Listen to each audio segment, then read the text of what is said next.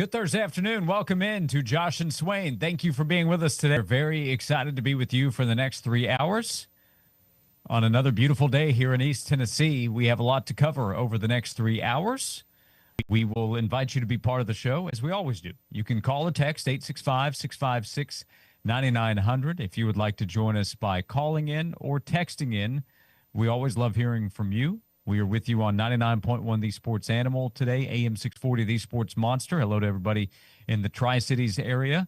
And if you're streaming live, listening on demand, we appreciate you checking us out however you are doing so. You can also find us on the Sports Animal YouTube channel today. So if you'd like to watch along, stop by the Sports Animal YouTube channel. Don't forget to like and subscribe. We'll talk Tennessee hoops with a big game at Kentucky coming up on Saturday. We will continue to discuss the NCAA college athletics eligibility conversation. We'll get an update. Adam Sparks is going to join us in a little more than 10 minutes. You might be wondering, what is going on? What does all this mean? The temporary restraining order that was granted, hearings that are taking place, what happens next in Joey Aguilar's case for him to try to play one more season at Tennessee. Charles Bediako, his case coming up on Friday with the hearing that Bediako's side tried to get postponed again. It will continue tomorrow, so we'll find out, does he play on Saturday against Auburn? Big basketball game coming up. There's a lot going on, so we'll talk to Adam Sparks in a little more than 10 minutes. What happens next? Jason Swain, we have a lot to cover, plus we're getting close to the Super Bowl. Alan Bell in about an hour will help us with that. How are you today? I'm good, man. I'm good. It's good to be here with you. Good to talk sports with you, as always. You're right, Super Bowl coming up on Sunday, and it doesn't look there's a lot of buzz towards the Patriots. I think everyone's going to pick the Seahawks, but man, two professional teams with full of guys with a lot of pride, and we've seen upsets before happen. So it's going to be a good game for sure. And I think the biggest story from the Super Bowl is how Tom Brady is not picking the Patriots, or no, he's not rooting for the Patriots to win, and some of his Patriot teammates are not happy with that at all. I think that's the biggest story around the Super Bowl, probably more than the Super Bowl itself. But you got Tennessee, Kentucky this weekend. Huge test for this team. Let's see if this streak can continue. Kentucky has gotten better. I think Tennessee has gotten better. Definitely Nate Ament has taken his game to the next level. And I think guys surrounding Nate Ament in their roles have gotten better too. So that'll be a great weekend of college basketball with Tennessee and Kentucky. And then, hey, man, the story around Tennessee's stuff with lawsuits, I mean, that's going to be an ongoing conversation for sure. Tennessee is right in the middle of it, man, right in the middle of the college football discussion. And, it's a little different than it was a couple weeks ago when, Tennessee was in the middle of it for pointing out that other schools were bending the rules as far as the NIL dollars were concerned. So folks are talking about Tennessee. I would rather be in this position where instead of trying to fix the overall problem, we try to win with the problem until the problem is corrected. I don't need Danny White to be the commissioner. I do appreciate his opinions for sure. And I think more people that agree with Danny White and have some of the same opinions that he has, I think they need to speak out. And speak up. Because he seems to be the only one doing it. But his job is to raise money for Tennessee and put Tennessee in position to win ball games. And, Joey Aguilar coming back gives Tennessee a better chance to do that. So we'll continue to monitor, see what happens. There again is the Charles Bediako case, which is not the same, but it can affect the timeline of what happens with Joey Aguilar and his hearing. Of course, the Bediako case is pressing as Alabama's in the middle of the season. Tennessee is several weeks away from spring practice and several months away from the start of the season. But the Knoxville News-Sentinel did have the quotes from Josh Heupel in the declaration brief saying, quote, UT would love to have Aguilar back for the upcoming 2026 season, but UT needs to know whether he will be eligible. It is essential for Joey, his coaches and teammates, and for UT to all know the status of his eligibility as soon as possible. The fact that his suit was filed in Knox County, that Bediako's was filed in Tuscaloosa, has continued to get a lot of national attention toward what is going on in college athletics. Ross Dellinger had a really good story at on3.com just looking at the mess that is in college sports, the preference for Congress to get involved from the NCAA side, but the issues that come with trying to get anybody on the political side to help out. So it's just the only thing I believe most people, if not everybody, agrees on is that the current situation in college sports, especially in this eligibility conversation and beyond, is that it's a mess. Everybody agrees that it's a mess. How to fix it is where you find different opinions. Yeah, 100%. And it seems like, hey, there's two different ways, right? There's Congress, and then there is collective bargaining. And what's more likely? It seems like it's not getting government involved and looking for a solution from them. So collective bargaining may be the answer that is more realistic. So those are two options right now. And in the meantime, you got coaches trying to win games, get players to do that, and you have ADs trying to put their coaches in a position to be successful, and you got presidents that's trying to put their ADs that they hired, or chancellors, putting ADs that they hired in position to be successful, because more success from the athletic side means more revenue for the university. So anytime university presidents and chancellors around the country, anytime you want to step in and really solve the issue, I'm pretty sure a solution could come if the sense of urgency was high enough. Right now, it's just a bunch of lip service. Like, people are talking, but it's not as bad enough for action to really be taken. It has to be worse for action to be taken. It's like, hey, you're supposed to eat an apple a day to keep the doctor away. But when you go to the doctor and you got issues, that next day you start eating the apple. Like, you know what to do, but it has to be bad for you to really make changes sometimes. And I just don't think it's bad enough for college universities and presidents and chancellors to say, all right, man, let's go ahead and get uncomfortable. Let's roll our sleeves up. Let's do collective bargaining. Because if it was bad enough, I think action will be taken. But it's not bad enough for them. So here we are. Here we are. So Adam Sparks in the next segment will fill us in on what has happened so far, what Tennessee and Joey Aguilar are trying to get done, and what happens next, timeline, all that stuff. We'll get Adam in the next segment. Favorite type of apple, by the way? I'm a Gala guy, typically. I've had the Honeycrisp. Honeycrisp is, I would describe as elite. I like a good Granny Smith every once in a while, but Gala is my go-to. Josh, like a good crunch. Josh, I don't really care which one is which, as long as it's good. That's all I care about. Like, hey, red delicious, you can never go wrong. Yeah, I mean, even with the green ones, I mean, hey, you can put those things in some peanut butter and be good to go. So just give me a good apple. Like, I don't have a preference in which kind of apple, Josh, to be honest. Yeah, a sliced apple with scoops of peanut butter, that's like a will route. Yeah, every time you call the will route and it's executed, it feels like perfection. Yeah, same with slices of apple and scoops of peanut butter. Yep. I'm with you, man. I'm with you. You can't go wrong, man. Can't go wrong with that combination at all. We will get the right information on what's happening with Joey Aguilar, the case with the NCAA, and the current conversation around eligibility, how Charles Bediaco's case factors in as well. Adam Sparks, who's been covering it for the Knoxville News Sentinel, joins us when we come back. Jason Swain is here, a VFL and former Tennessee wide receiver. I'm Josh Ward. We're presented by Junk Beyond. Thank you for being with us on Josh and Swain.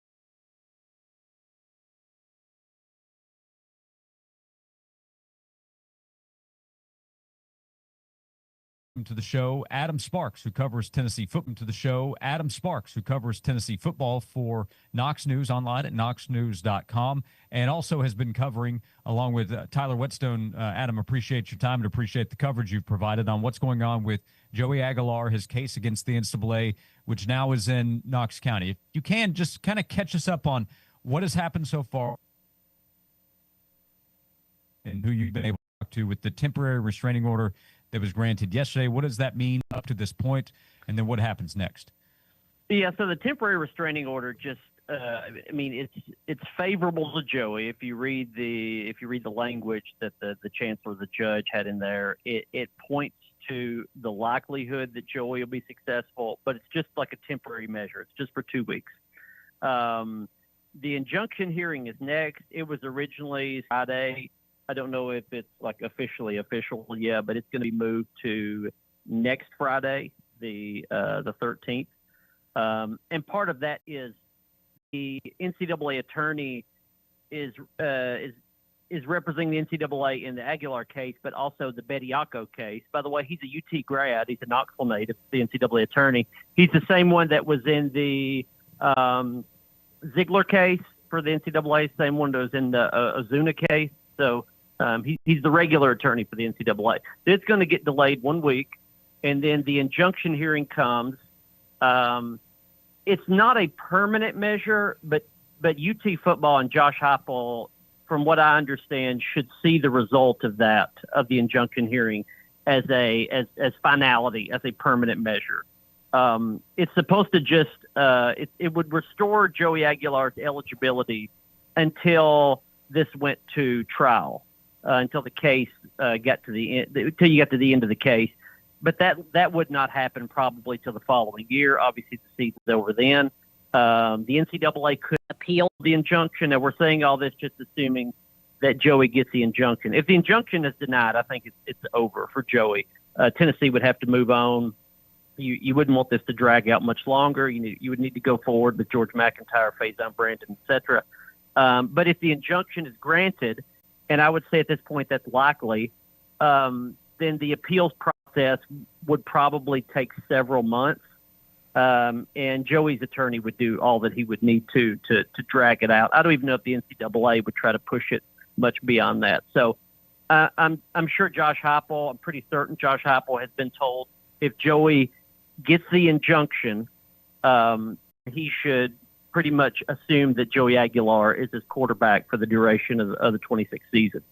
What's been the feedback from your readers, folks that follow you and follow the information that you've provided? I'd say about a third. This is just my estimation. It may be off, but I'd say about a third of the fan base doesn't want Joey back. Now, all of them are grateful for what Joey did last year. They all love Joey. But I'd say about a third of the fan base is ready to move on. And those are for different reasons. Some are in the I'm ready to see George McIntyre camp, or I'm afraid this will run off George McIntyre and you'll never see him be the starter for the Vols to know if he would have panned out or not. Some are, and Swain, I've heard you say this, some think it's just bad for the sport, and so you're setting a precedent that you would regret, after Joey leaves. I think that's a pretty reasonable take.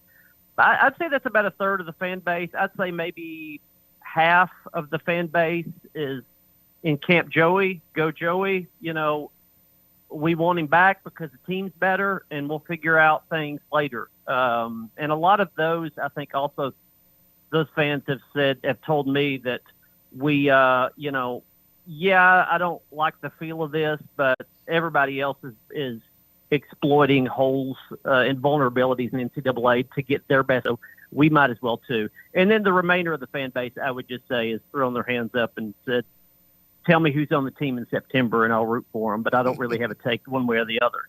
Yeah. Yeah. All of those responses, by the way, Swain, are explainable. And I think we've gotten a fair share of those on our show too. Adam Sparks is with us, knoxnews.com, where you can keep up with his work. And Joey filed in Knox County. He had been a part of the lawsuit filed by Diego Pavia, who has moved on. He's preparing for the NFL draft, but the Pavia name is connected to it. Does that case have any bearing on Joey Aguilar with his suit filed at the local level? Is there any connection between the two? Yeah, I mean, it could. I think that hearing is the 10th next week, so before when Joey's will be. NCAA, I think, has 4 eligibility hearings in like 6 days. So it's and all of them kind of are a little bit connected, but not really. For Joey, he's no longer a plaintiff in the Diego Pavia case. There's, I think, 25 plaintiffs, 25 former junior college players still attached to that lawsuit. If they were to get the injunction, it wouldn't necessarily, like, Joey's not a plaintiff, so it would not apply to him immediately. But then the attorney in that case could then apply for an order to make it sort of a class action, that anybody under that similar fact pattern, the ruling would apply to. So if the Pavia case, if they got the injunction there, it's likely that Joey eventually would get his eligibility through that one, but not directly and not immediately. You would probably get an injunction ruling in Joey's actual case before then. By the way, people wonder, like, why did he leave that case? Number one, you're going to more of a local court, so you're going to have more of a favorable ruling in Knox County. I think we can all understand that. But secondly, I mean, there was 20-something plaintiffs in that case, and all those junior college players kind of had all different situations in a wide range of arguments. It was sort of better for Joey to just isolate his argument, which is probably stronger than the rest. I mean, we all understand that he's arguing that, junior college years should not count as NCAA eligibility years. To us as college football fans, we say, well, that doesn't sound right. Junior college is always counted. If you talk to attorneys outside of sports, under the law, and that's why Joey has a pretty good shot in this one. But then the other part that makes Joey different from a lot of those other junior college players in the Pavia suit is that he can get 7 figures. He can get, as he said in the complaint, about $2 million. And so he has a stronger argument that he's being denied compensation, a pretty large amount of compensation by not getting to play at Tennessee this year. So it strengthened his case going it alone. Does Josh Heupel's statement in the declaration brief, does that help Joey Aguilar's case? I can't imagine it hurts it. It helps. I mean, it's got to help. I mean, it helps because he is basically just saying, I'm an expert in college football. I'm a former junior college player. I'm obviously the head coach at Tennessee. I know I vote and am aware of bylaws, Coach Association vote zone and the NCAA bylaws and all that. I don't think he's going to be called, but to testify. But if need be, he could. And it strengthens Joey's case. I mean, he's basically saying we need a ruling. We would pay him handsomely. He would never get a second chance in his life to make this kind of money. And we need a ruling quickly because we have this thing called spring practice. And so that sort of expedites the process. By the way, Tennessee wants a ruling pretty quickly, but they don't want it too quickly, which is probably a good thing that this is delayed a week because you want to get to the end of the TRO. If Joey gets the injunction, then you start the appeals process. And you're now, it's coming a week late, and the ruling would probably come a few days after that. And you could kind of see, if the injunction is granted, you could kind of see the NCAA saying, well, we've run out of time to reverse this decision. So Joey's side, if it is successful, Joey's side doesn't mind, dragging this out just a little bit longer. So it's kind of like taking a delay a game, get 5 more yards for the punter to be able to pin that thing inside the 10-yard line.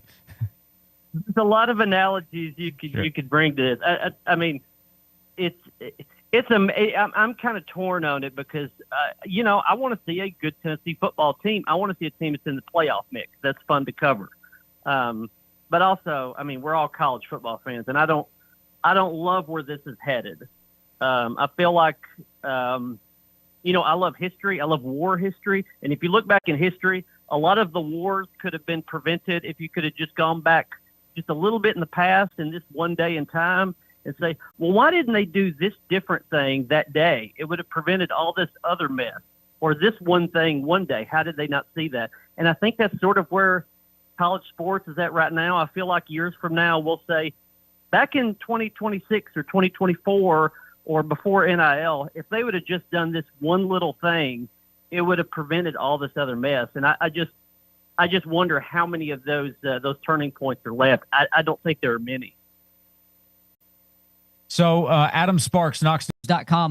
Before we let you go, make sure we're clear on the timeline. The expectation now with Bediako's hearing sticking tomorrow, it's likely next Friday that the injunction hearing will take place for Joey Aguilar. Yep. Is that correct? And then how quickly would we get a ruling on that after the hearing? Well, now Bediako's also maybe pushed back another week. They're trying to do that so he can continue to play the season. So that's a little bit different strategy. So right. Everybody's pushing, or one is in season, one's out of season, so they're in different circles. That's right. Yes, yeah. Exactly. Joey's, if it's not official yet, it will be soon. His will be pushed to next Friday.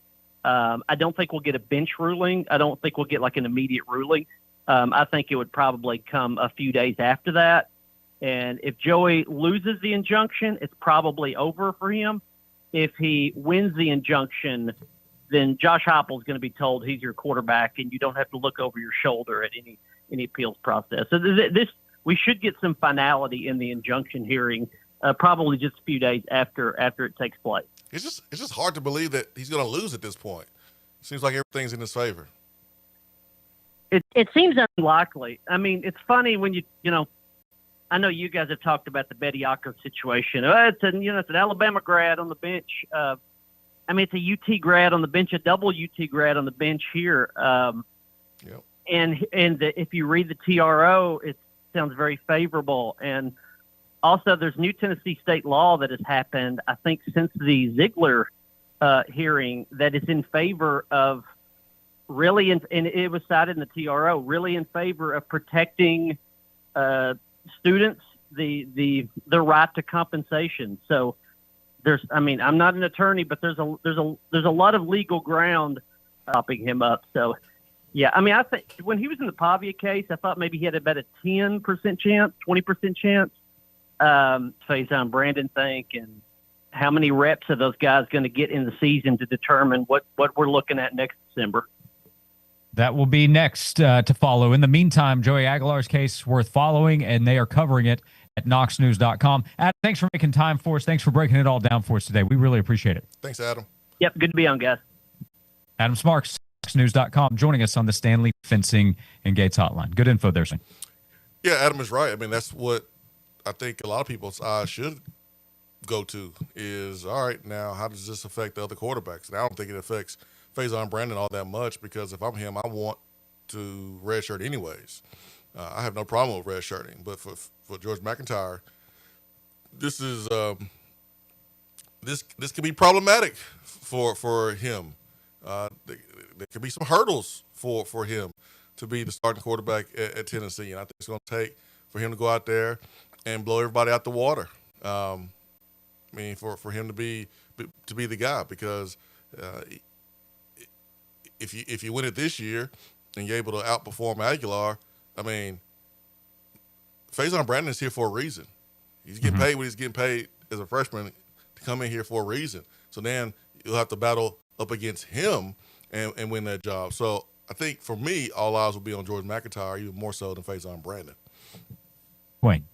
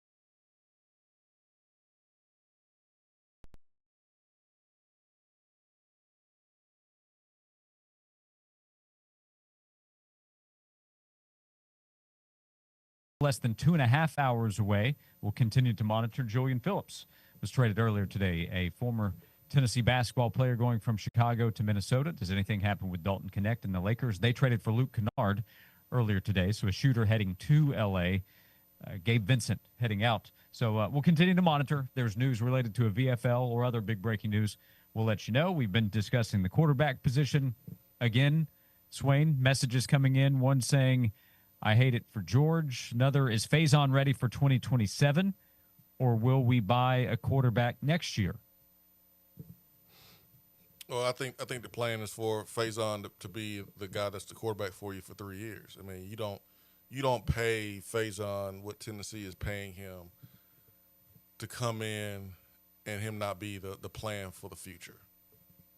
I mean, I think when you compare him to how Tennessee viewed Nico as far as being like the future, I think there's some similarities.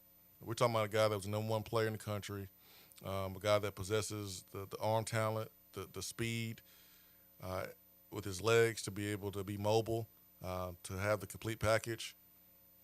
Why bring him in if you don't have an idea of him playing? The issue was, remember when you got George, you figured that Nico would be gone after 3 years. But when Nico left the way he did, it put Tennessee in a bad spot. So that's why you are in this current spot where you have two young quarterbacks basically stacked on top of each other in terms of their age and their class. And you bring back Joey Aguilar because you don't 100% know what you have in George yet. You don't know. I think if George McIntyre was Nico in 2023, where we knew it's Nico's show next year. It's why he played in the bowl game against Iowa. We knew it was Nico's show in 2024. If you felt good about George like Tennessee felt good about Nico in 2024, then is Joey Aguilar here? Are we going through the trouble to get him an extra year of eligibility? Probably not. So George hasn't done something to provide more confidence in his ability to take over as the quarterback. It's up to him to prove people wrong. But there's somebody in front of him that's going to be paid $2 million, and there's someone behind him that was #1 player in the country coming in. So it just doesn't look good for George, in my opinion. There's only one thing for George to do, and that's go ball out, go be better, because it's going to serve you right anyways, whether it's here at Tennessee or somewhere else. Yeah, as you pointed out over the last couple of months, when what we were discussing was in question, you reminded everybody, pay attention to the head coach's actions. His actions, yeah. Josh Heupel was pursuing other quarterbacks in the transfer portal. Also during the season, I'm not saying this was the right choice, but during the season, Jake Merklinger remained the #2 quarterback and George McIntyre remained the #3 quarterback. I'm not saying that's right, but that was Josh Heupel's opinion. Yeah. Well, are you saying it's not right, or are you saying it's wrong? I thought it was wrong, but in terms of what the coach is thinking, that tells us something, that he did not elevate McIntyre over Merklinger. So that said to Josh Heupel, something still had to be done for McIntyre to rise up to where he had full confidence in McIntyre on the field. Two things here. You are afraid to feature George McIntyre because you're afraid to scare off Faison Brandon. That's the only thing I can think of why George didn't play more during the season. And I'm totally against that line of thinking of doing that. But to sit there and watch Merklinger play the quarterback position, there's no way that George is worse. I'm here to tell you Georgia was not worse. At the beginning of the season, I understand playing Merklinger at the #2 spot. But as the season progressed and you had a chance to play George in that UAB game, the fact that George did not play, I thought was a mistake. And there's no way that George wasn't better than Merklinger at that point of the season. So I thought that was a huge, huge mistake. But, yeah, the only thing that makes sense of why George didn't play and wasn't the #2 guy is because if George would have came in and been really, really good, then does that put you in a position where you have to pay more for Faison? Because he's like, wait, I, I'm supposed to be the guy for the future. Well, you got this fresher freshman that's coming in. He's lighting it up. It's going to take more to get me now. So that's the only thing I can think of why we didn't see more of George McIntyre. It makes no sense because remember, before we knew that Joey had a chance to come back, you went out, you talked to Bo Pabula, you went out, you talked to Sam Levitt. You didn't have a real aggressive quarterback plan from the portal, which tells you, okay, if we don't get one, then I guess we'll roll with George. So you were okay with rolling with George and not being more aggressive in the portal with quarterbacks, but not aggressive enough to play him as a true freshman. And now Joey is going to come back and he's going to be the starter because you're going to pay him $2 million. So it's all confusing. But at the end of the day, the cream rises to the top, and whoever performs the best should play, needs to play, and what you pay a player can't change the performance in a player, what he puts out there in the practice field on tape this spring and this summer. So, again, it's up to George to go out there and just ball out, man. If he balls out and makes it undeniable, then, man, he puts a monkey wrench in everything, but it'd be good for him. It really would be because he's waited for a year.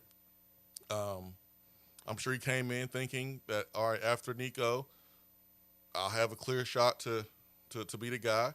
Now those plans have changed. And listen, he's not owed anything. You're not owed and guaranteed anything. You got to earn the job at the end of the day. And so hopefully he goes out there and puts his best foot forward and the best man wins. Because I don't care who's the quarterback, Josh.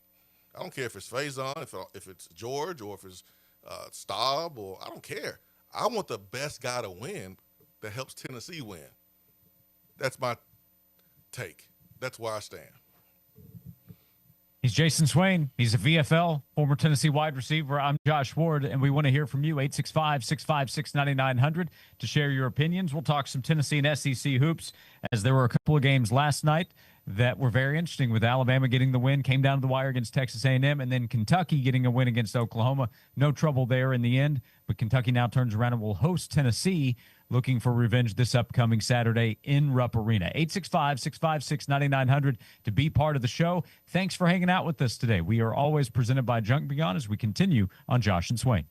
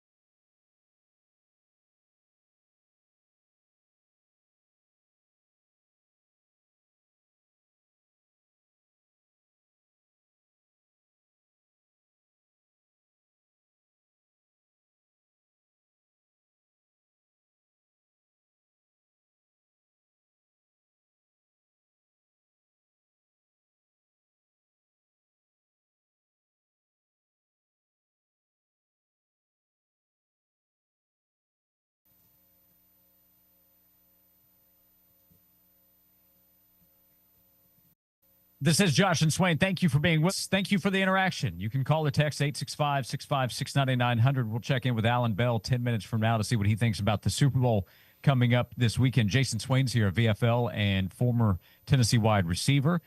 Shannon texted, I thought hype was hiding George to explode this year. It was why hiding him, I guess, to keep from exploding this year, why he kept Jake number 2.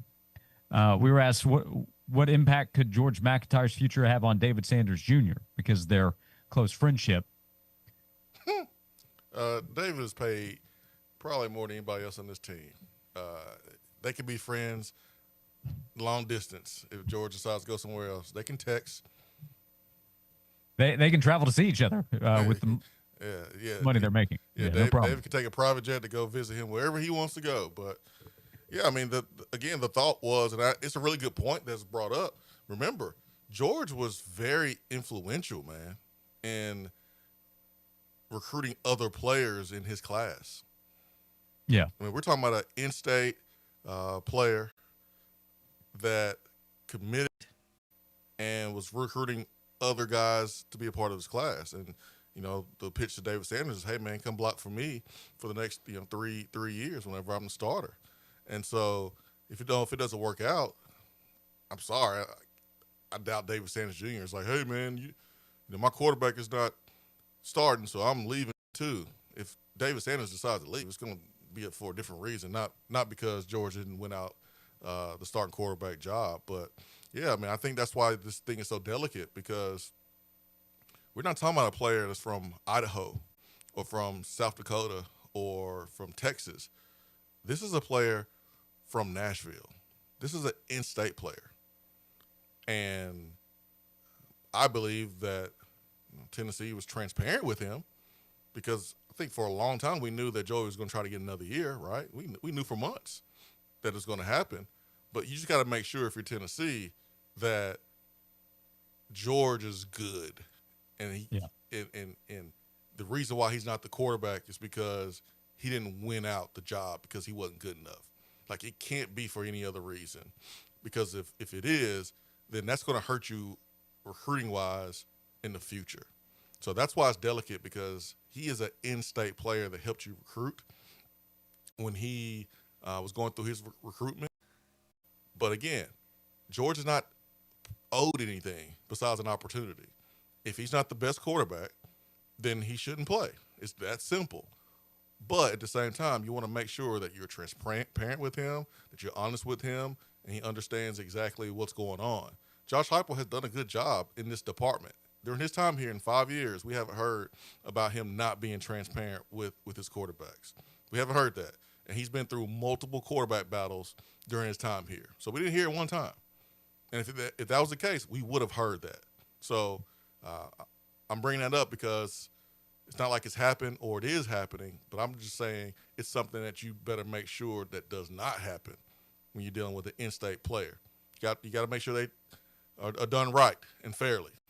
Yep. Hey, coming up later in the show, there was a story at on3.com yesterday quoting people at different power conference schools on things that were requested by top-level recruits. Man. As things have gotten out of control. There was one request that was made that it's later in the show, but I can't wait to get Swain's reaction to it. We'll come back. The Super Bowl's coming up on Sunday. We'll see what Alan Bell thinks about the game, maybe some props to pay attention to within the game. The Patriots and the Seahawks, Sunday night and Super Bowl 60. We will get to that when we come back for the start of hour number 2. We're with you until 3 o'clock this afternoon. We're presented by Junk Beyond as we continue on Josh and Swain.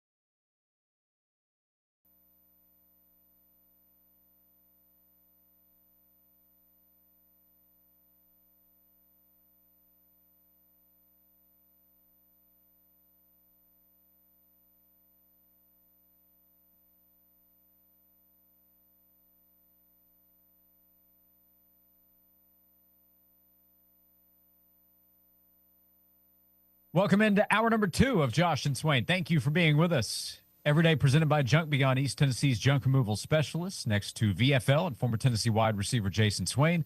I'm Josh Ward. We begin the hour going to the Stanley Fencing and Gates hotline to say hello to Alan Bell at Driving the Line, where you can see him on YouTube each and every day. Alan, we appreciate the time. How are you today? Doing fantastic, gentlemen. You guys doing all right? Hey, doing very well. There's a lot happening in the sports world. 2026, by the way, is going to be a wonderful sports year just across the sports landscape. Focus, I think, or the biggest item right now coming up in a few days, the Super Bowl. Where have you landed here with 3 days to go? However you want to start, outcome, spread, whatever, with the Seahawks as a favorite against the Patriots. Yeah, so, I think the best way to start is to look at the quarterbacks. And we've got Sam Darnold playing at an unbelievably high level. Now, Drake May, he could be somebody very important in an NFL MVP in this league, and we're going to find out, I believe, tonight at the NFL Honors. But the Patriots offense has not been what it was, and Seahawks defense playing well, Seahawks offense even better. To start it off, give me the Seahawks -4.5. I'm going to roll with it. Now, the over, 45.5. I think we're getting points on both sides, so I like the over. So there we go. Then we can jump into all kinds of props. But from the game, I like the Seahawks and I like points. Why do you like the over? I think that you're going to see two teams that come in that are not going to be nervous. You know what I'm saying? Like, I think that we're going to come in first quarter, let's get it going, first team to score, then we're on. And Seattle, that's been their problem. Before the playoffs started was scoring in the first half. They just doing it all second half of games, which is incredible. But since the playoffs started, they've just been on a tear, very balanced. And I think the Patriots know they're going to have to go, too. They're going to be throwing. So, yeah, I like points for this one. Alan Bell at Driving the Line. Where do you start in the prop conversation? There's an unlimited amount of options these days when it comes to the Super Bowl. Where do you begin when you look at this game? Yeah, the best way to approach betting a game like this is to think simple, right? Like, just write down what you think the score is going to be and then do the prop math from there. So if you think it's going to be, say, 28-21 Seahawks, well, that's 4 touchdowns for the Seahawks, 3 touchdowns for the Patriots. So then you start doing your prop bets from there. Do I think there are going to be a lot of passing yards? Do I think there are going to be rushing yards? Who's going to score those 4 touchdowns? Generally, it's going to be star player wide receiver or running backs, and both quarterbacks are liable to run it in as well, especially Drake May. So that's kind of how you want to go. And then our favorite, Swain, interception. On average, the last 10 Super Bowls, there have been about 3 interceptions in said game. A lot of them there. So are we feeling interception on both sides? It's Sam Darnold, man. He's playing great, but it's hard not to think that he won't at least throw one. He didn't last game, but golly, man, 10 years of data, it's hard to go against at least a couple. AB. Agreed. And I think that in this game too, that you're going to have both quarterbacks with high passing attempts. I think that Seattle, with Zach Charbonnet out, down to 1 running back, even though Kenneth Walker's great, they're going to have to throw. And then the Patriots, we could be looking at them playing from behind, so they're going to have to throw. That's the good part about it, is I think that we're going to get 30-plus pass attempts, closer to 40 from each quarterback. What do you think about Drake May's rushing attempts and rushing yards as a prop bet? He was a guy that really uses legs to get to the Super Bowl there in the AFC Championship game. And I know that the weather was a big part of that, but his legs, they are a weapon. Oh, they're definitely a weapon, right? And Swain, look, as a wide receiver, when you've got a quarterback who's probably kind of nervous, right? And you're out there running around, you're open, and you look and the quarterback just takes off running because he is nervous, right? Like, that happens. So I think that not only that, but he's going to be an integral part of second and third downs of getting themselves either a first down or close to converting said that. So, yes, I think that Drake May is going to be a big part of the run game. Now, Sam Darnold, not as much. But don't sleep on him either. Darnold is athletic, and he'll pull it down and run a couple times. But, yeah, Drake May very much live for it, especially in the red zone, because we all know Mike Vrabel. He's going to get down there. Number 1, quarterback is live to run it. Number 2, running back is live to throw it. We all know Vrabel likes to pull that move out. So be on the lookout for that, too. Yeah, Alan Bell at Driving the Line on YouTube. Do you pay attention to the touchdown props, or is that bad value? What do you look for in that market? No. Touchdown props in this type of a game are actually pretty good, right? Okay. Because you're going to get plus money, and it's generally star players that do it. Jackson Smith and Jigba, you've got big time guys that get in there. Kenneth Walker, again, I know that it's been tough without, when you got Zach Charbonnet, but again, touchdown markets in the Super Bowl can be good. Don't overthink it. Look at star players. Hey, Alan, in the hoops world, we're a couple of days away, so I don't even think there's a line out. Correct me if I'm wrong, but Tennessee plays at Kentucky. It's a rematch. Tennessee led throughout almost the entire game in Knoxville a few weeks ago, but Kentucky rallied and won in the end. What do you think about Tennessee turning back around? 4-game winning streak. Kentucky beat Oklahoma at home last night. Tennessee at Rupp Arena on Saturday night.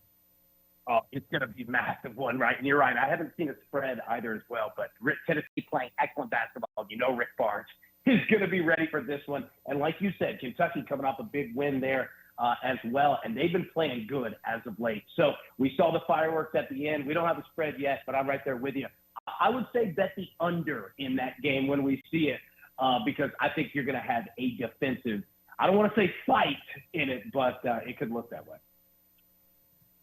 Are your eyes on the NBA trade deadline? How much are you paying attention to what's happening in the league, either moves or how those moves affect the action you can get at night? Yeah, we have. First off, we saw a guy like, James Harden getting moved, out to Cleveland. We saw the Bucks announce they're going to keep Giannis Antetokounmpo, which is a big move. And then we saw the Grizzlies make a massive move. And then what do they do with Ja Morant? So, yeah, paying attention to it. It's been big, but the biggest news is that Giannis is not going anywhere. So still a few hours left. But, it's been wild to see, especially – when you see a guy like James Harden get traded and fans aren't necessarily all that excited about him coming in. So we'll see. How do you approach, looking at the NBA after the trade deadline? Is there like a period where you kind of like, let me wait and see the dust settles and how the new players, how they get used to their new surroundings and new teammates before you start, wagering with those guys as far as prop bets? Yeah, you know what? You asked a great question. And I'll tell you, Jimmy Butler going to the Warriors kind of proves something that not that this happens with every player, but for the most part, that when they go in, look at kind of blue-collar work, rebounds, assists. When players go to a new team, they want to fit in, right, especially guards. So they don't necessarily take as many shots, but they're down there doing work. They want to fit into the team, right? And that's how you go about doing it. So it doesn't fit in every single scenario, but for the most part, it does. So if you're looking at bet prop bets on guys that have moved, especially a guy like James Harden, watch. He'll come in and do some work there. Now, it might change in a few days, but rebounds, assists, look at those props. Hey, Alan, before you go, we are still waiting to find out officially what will happen with Joey Aguilar, but he had a positive step earlier this week with the temporary restraining order. His injunction hearing expected at the end of next week and trying to play one more season at Tennessee. If Aguilar is back, how does that affect the outlook, do you think, for Tennessee this upcoming fall if Aguilar returns to play quarterback for Tennessee? Man, I'll tell you what, that would be a great guy, not only on the field, because we saw, the heart that Joey Aguilar has and the effort and all of that, but teaching the young cat, all right, and getting himself on ready for the next step, all of that. I think it would be good. Obviously for the team, look at what he did, with the situation last year in the offseason. Anytime you can get leadership like that, and especially at that position of a guy like him, it would be massive. So, yeah, all eyes are preparing for that. And hopefully good luck and good news for them. All right, Alan, what's going on? What can people check out at Driving the Line? Getting ready for the Super Bowl, all right? So every day, 10 a.m. Eastern, we're going to be fired up. So join us tomorrow. Come check it out. We're going to be ready to go all weekend long, Friday, Saturday, and then the big game on Sunday. So come check us out at Driving the Line. And sure do appreciate you guys having me on today, man. Always good to talk to you. Yeah, college baseball season right around the corner, by the way. Cannot wait. We are like 6, 7, 8 days away. Oh, yeah. Man, it's going to be fantastic. Yeah, balls open up, I think, next Friday, the 13th. So, I told you, going to be a big sports year this spring included. So, Alan, we appreciate the time at Driving the Line. Go subscribe, go support, and we will talk to you again soon. Look forward to it, guys. Have a great weekend. Thank you. Thanks, Alan. AB joining us on the Stanley Fencing and Gates Hotline. All right, Elander, lead us to the promised land. Tennessee picked 6th in the SEC. I saw earlier today. Were you voting on that? Your hater Swain named Oh. Hater Swain earlier this week. I didn't know if you were voting. I mean, if I was voting, I would have us in the top 3. Okay. LSU and. But I mean, not 6. Who's in front of us? Texas A&M, LSU, Vandy. I'm assuming. Trying to pull up the order here. LSU picked first, Texas, Mississippi State, Arkansas, Auburn, Tennessee. Mississippi Vanderbilt State. 8th. Mississippi State and Auburn. Oh, okay. Yeah, Auburn had a nice little season last year. They was coming along, yeah. Yep. All right. War darn baseball. Missouri picked at the bottom. I'm shocked. Texas A&M 13th. Wow. Man, that is shocking. Bama 12th.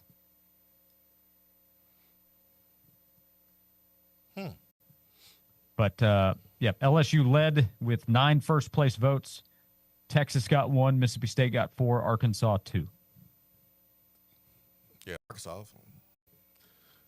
Understand why Arkansas is up there. Well, it's only one thing to do, man. A lot of new faces. It's only one thing to do. Go out there and prove it. That's it. So we are getting closer to the start of Tennessee and college baseball season.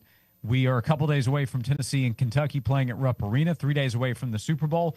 And we have time for you to join us as soon as we come back. 865-656-9900 if you'd like to be a part of the show. We're with you until 3 o'clock. We're presented by Junk Begun alongside Jason Swain, a VFL and former Tennessee wide receiver. I'm Josh Ward. Thank you for being with us as we continue on Josh and Swain.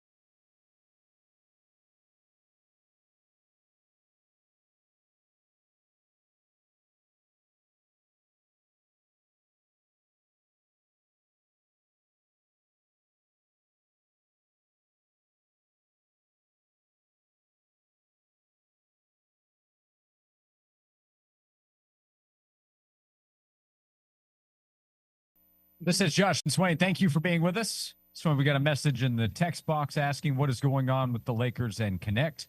No trade deals, question mark. Not yet. Not that we've seen, but we will monitor with the trade deadline coming up at 3 o'clock. The Lakers did trade guard Gabe Vincent for Luke Kennard earlier today. Kennard is a shooter and will come in and provide some three-point options. Connect has shooting ability, but he's not been a part of the Lakers rotation. So he is on the trade block. We'll see if anything happens with VFL Dalton Connect. Well, you got to have a trade partner. So that means you got to have someone who wants Dalton Connect. I'm pretty sure Dalton Connect would like to go somewhere else, and Lakers have already shown us that they are willing to get rid of Dalton Connect. So I think the value with Connect has probably dropped a little bit since the first time they tried to trade him. So maybe finding a trade partner may be a little more difficult. Maybe you have to get a third team in there, and maybe he's part of a bundle. But, man, I hope he's able to go somewhere else, man, because I want to see him play. He doesn't look happy where he is right now. 865-656-9900 as we say hello to Justin. Justin, good afternoon. Thanks for calling in. What's on your mind today? Hey, man, I just want to say I appreciate you, Josh and Swain, and your YouTube stream. I'm in Middle Tennessee, and I catch you guys every time you stream. I appreciate it and enjoy it. Thank you. Hey, few Joey questions, Joey Aguilar questions. Number one, I'm curious to know, what do you guys think about his money deal? If he does come back, what do you think his pay will be this year? Well, I think that depends on what Tennessee wants to offer him, because, I mean, Joey has no leverage here. He can't go anywhere. That's exactly right. That's the way I see it, too. Yeah. It's not like he entered the portal. He can't go anywhere else besides Tennessee, right? Correct. Yeah. That is correct. The lawsuit that was filed indicated it'd be about $2 million. I have to imagine that conversation took place before the portal closed. Hey, if you're able to come back, here's what it would look like. Which is a steal. Which is a steal for Tennessee. And I'd be happy. I'd be happy with a $2 million starter. But I do agree with you guys, and I apologize if you've covered some of this stuff. I haven't been able to listen to you in entirety. I'm just taking a break from work. But I do agree with you guys about an open competition. I think that will help us keep George. I don't know what will happen after a year of play. If Joey does get to play again this year, we may lose a quarterback. But, hey, if the cream rises to the top, we're going to be okay. Yeah, I mean, because the scenario you're looking at next year is, let's say George says, all right, I've seen enough here. I'm leaving. And he would have to make that decision before the portal window closes next year. But then you're talking about Faison and Ryan Staub. And then I think at that point, for Josh Heupel, you're going back to the portal, and you have to tell a quarterback, well, I mean, you have a chance, but, I mean, Faison's kind of the guy. Remember, quarterbacks were afraid to come here because Nico was about to get the keys. So Josh Heupel, I feel like, will be kind of in the same boat as he was when he had Nico here, and he was trying to build depth behind him. That's right. One last question. I'm starting to see this trend, and I know you guys have noticed this, where veteran leadership has become the way to win. Guys are entering the transfer portal, and teams are picking them up after their third, fourth, fifth, sixth year in college. Be that as it may, are we starting to see a trend where players, specifically quarterbacks, are going to start hanging around more than just jumping in the draft after 2 or 3 years, because they don't have a body of work to jump into the draft early enough? Just like you take Faison Brandon, he's probably not going to start this year. He can't even consider it early until he develops. Whereas before this system, it wasn't uncommon to see a quarterback in a draft that was needy for quarterbacks to consider jumping sophomore or especially junior year. I think that's changing. What do you guys think about that? Yeah, I think it's changing for sure. We just saw Dante Moore decide to come back at Oregon, and who knows, maybe 10 years ago he would have made the same choice, but 10 years ago he would not have had the same financial opportunity to remain in college versus going to the NFL, and in his case, being projected as a top 5 to top 10 pick in the NFL draft. For guys that aren't even in the first round conversation, just trying to so I remember Jake Fromm when he went pro. He went pro from Georgia. He was a mid-round pick. Jake Fromm stays. He may transfer. I don't know. He had strong connections to Georgia, so my guess is he stays there. But being a mid-round pick, and you're not going to make nearly as much money as you would returning to college, plus you can continue to develop and improve your draft stock. Yeah, I think we'll see more quarterbacks make the choice like either Dante Moore did, or certainly we can point to others like last year, Carson Beck. He dealt with an injury, but he would be another one where he was not going to be a first-round pick. He knew he could get a ton of money to stay in college, so for him, it was a pretty easy choice. Yeah, I mean, if you're going to get picked by the Jets or someone like that, you stay in college because you know you're going to get $4 or $5 million. It's worth staying and avoiding putting yourself in a position where you're going to be, in a bad franchise too. So I think it's more incentive to stay if you are a really good quarterback at the college level, because not every good quarterback means that you're going to be a good pro quarterback. How many all-stars have we seen at the collegiate level not make it past the practice squad or get a real fair shot at the NFL level? So maximize opportunities while you can here in college. Yeah, Sorsby this offseason might have gone to the NFL draft instead of Texas Tech. The year before, I mentioned Miami. Cam Ward, he was considering the NFL draft. He decided to go to Miami, got paid a ton of money there. That worked out great. He improved his draft stock, became the #1 overall pick, made a ton of money in the meantime, and developed that extra year at Miami. So, yeah, Justin, I think we'll see a lot of that. Not 100% of the time. Ty Simpson had a choice to make, and he chose to go to the NFL draft instead of spending another year in college. But I think we'll see a lot of quarterbacks decide to stay, extend their time in college, develop, which is important long-term, and make money at the same time. That's right. Thanks, guys. Appreciate you. Thanks, Justin. Appreciate it. Hey, think about this, Josh. Last year's leading passers in the league, Chambliss obviously was #1 because he played more games. He was right under 4,000. Ty Simpson played more games than Joey. He was at 3,600. Joey Aguilar, 3,565, was #3. Pavia, Marcel Reed. Chambliss looks like he's going to be probably coming back. Joey looks like he's going to be coming back. Marcel Reed, Arch Manning. John Mateer was in the top 10. Lenore Sellers was in the top 10. You think any of those quarterbacks making $2 million this year? Yeah. Outside Joey Aguilar? Oh, making that little amount? Yes. I thought you meant that or more. No, they're going to make a lot more. Probably double. Probably double than that. So getting Joey Aguilar at $2 million next year or this year, and he threw for 3,600 yards almost, is a freaking steal if you are Tennessee. It is. Yeah.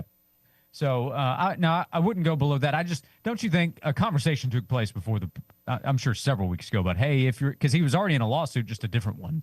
If you're able to get it worked out and you're able to come back. Now, if they had landed Sam Levitt, that's out the window, and Joey would have had to go somewhere else if he were to find success to be able to return to college. It's hard to believe that Joey didn't know the range of dollars he was going to get if he were to come back next year.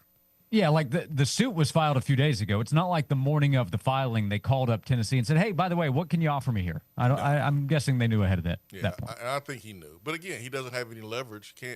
You can't threaten to go anywhere because the portal was closed. So, I mean, if you're Tennessee, it's like, do you want to save as much money as you can and pay a dude what you know you can pay him, or do you want to say, all right, man, here's fair market value based on what you did last year versus other dudes. We gonna pay you what we think is right for you. We're not gonna try to, take advantage of the situation. But at the same time, business is business here. If you can save $1 million or $2 million, then hey, that's somebody else you can get, or somebody else that you can pay that you may think is more valuable. I mean, this is a business. Very much a business. We'll continue the conversation. 865-656-9900. We have another hour and a half to go. We're with you until 3 o'clock. What one prospect asked for from a big-time college football program? Hey, you can't get it if you don't ask for it. We'll tell you about it when we come back. Jason Swain's here. I'm Josh Ward on Josh and Swain.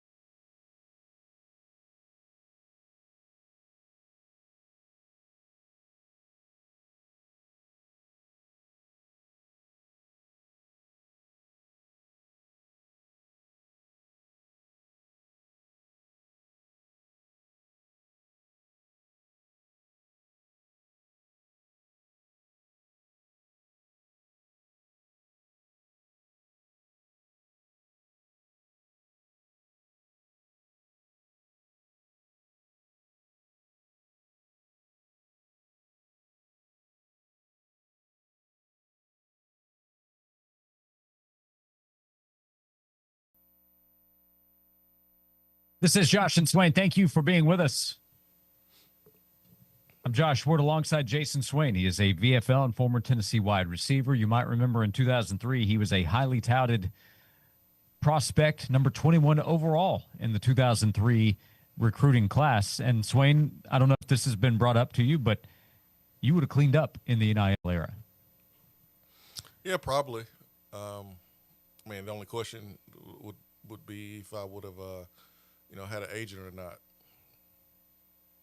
Well, I want to know what you might have asked for because, as you probably heard, you don't get what you don't ask for. I read a story yesterday at on3.com. Pete Nakos spoke to a number of front office folks from power conferences, the Big Ten, the SEC, the Big 12, the ACC, about different stories, who may have been overpaid. The offensive tackle that went to Texas Tech came up, five-star prospect, but a 3-year deal expected to pay an average of $775,000 annually. Actually feels kind of low.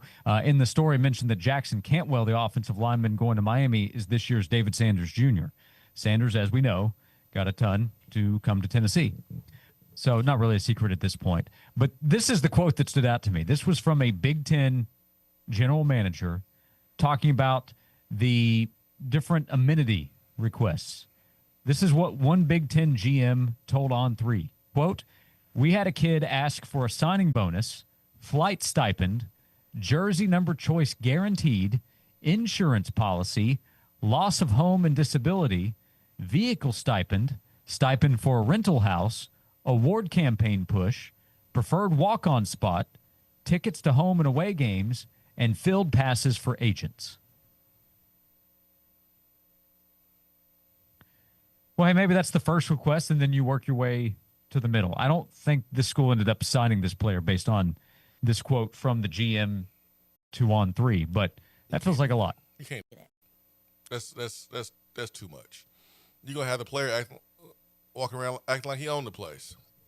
Yeah. I mean, how do you ever coach a player hard if you give in to that much? Listen, we're going to pay you a lot of money. Come to work. That's it. Like that's it. Now, I know there's other things that factor into it, but that's way too much right there, man. Way too much. Tickets for your agent? Come on, man. On the sideline? Yeah, field passes. No, we can't. We not doing that. At that point, you're gonna have to start telling former players, "Sorry, we can't have you down here. We got agents taking the spots." No, that's not gonna work. And then a preferred walk-on spot, so you're gonna get your homeboy on the team too. That's what it sounds like. Yeah. Which, why would you even want? If you're the homeboy, why would you even want to be in that situation? That's just a weird situation. Now, I will say, a lot of folks made the same comments about Bo Hardegree being a package deal with Daniel Brooks. It worked out for Bo Hardegree. So, hey, if you can parlay that into a coaching opportunity, it's worth it. Yeah, Bo was calling plays for the Titans this past season. That ain't right. Yep. So, interesting story on 3.com. That was my favorite part. I do think that the agent, well, either field passes for the agent or the preferred walk-on spot for family member or friend feels like the most egregious request. The jersey number choice guaranteed. That was, I mean, that's going the Swain route. So that one makes a lot of sense. I'd ask for it. I didn't ask for it to be guaranteed. You did not demand. No, you did not ask for a guarantee from Philip Fulmer. You just asked if it's available. Could you have the number one? If Witten leaves, could I have it? That was all I asked. Now, did you ask first person or third person? Did you say, can I have it, or did you say, can Jason Swain have the number one? Could I have it? Okay, just clarify. And I didn't even, prepare myself for what I would say or how I would feel if he said no.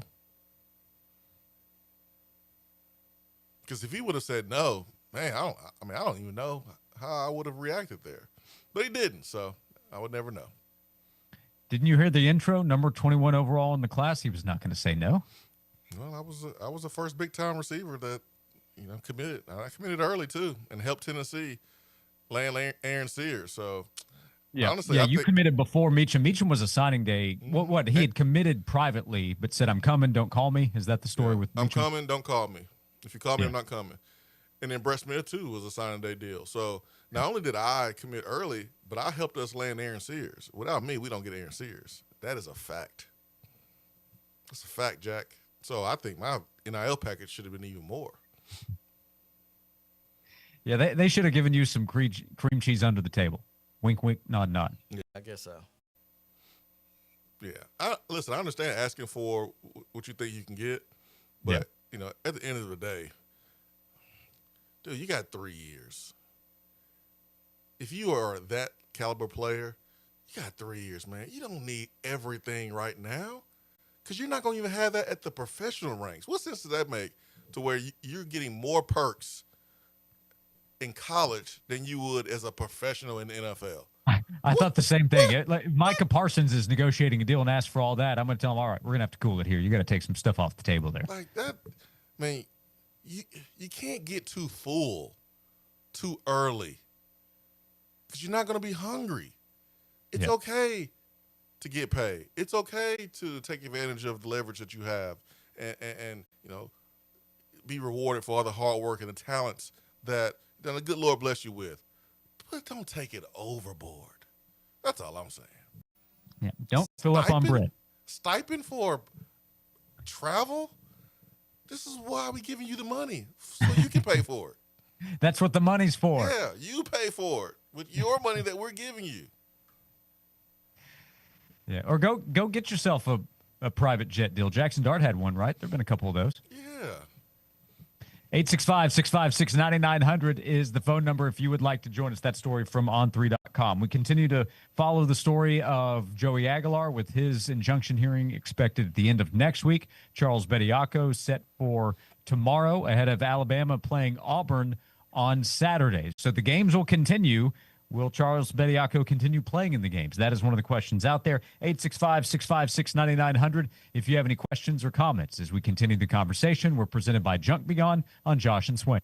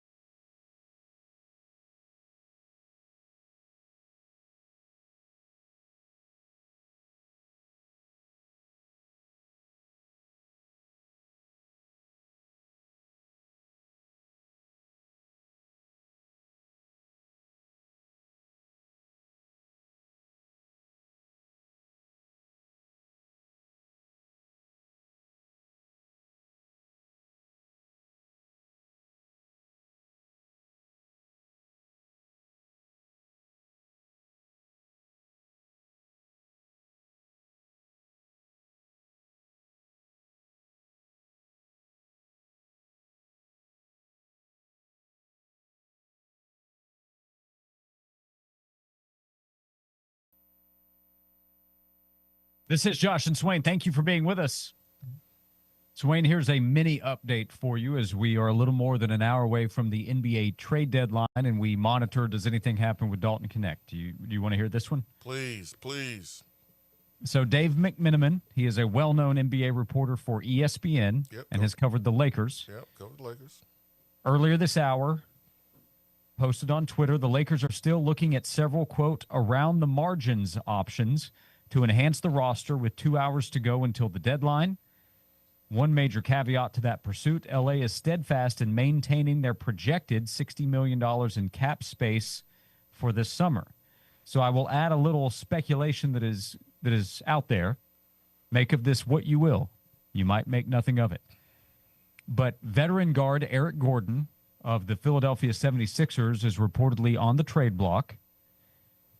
I went to the NBA trade machine at ESPN.com, and Dalton for Eric Gordon, trading their contracts, works.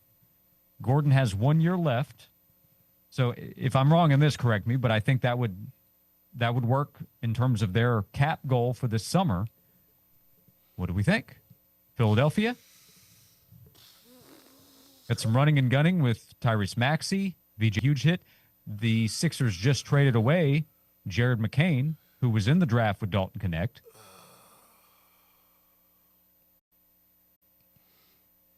I don't like that spot. Okay. Fans are a little mean. What do we not like here up in Philly? A little mean. I think Dalton can get away with, not playing some defense and making shots for the Lakers because, folks out there don't really care about the Lakers unless they're winning. But, you go to Philly. Yeah. And you ain't playing defense. Yeah. There's some high pressure there. High pressure? It's the worst place to be if you're not producing. Ask James Harden. Ask people that play for the Eagles. Woo. Yeah. It's better than the Lakers. It's a new start. I will take Paul George that. is suspended right now, by the way, so there's another guy out there on the perimeter on the wing that's not available right now. I will take it if I'm him. It's better than the Lakers, but better produce. I just hope that he is ready for that expectation because that's a brutal sports town. Brutal.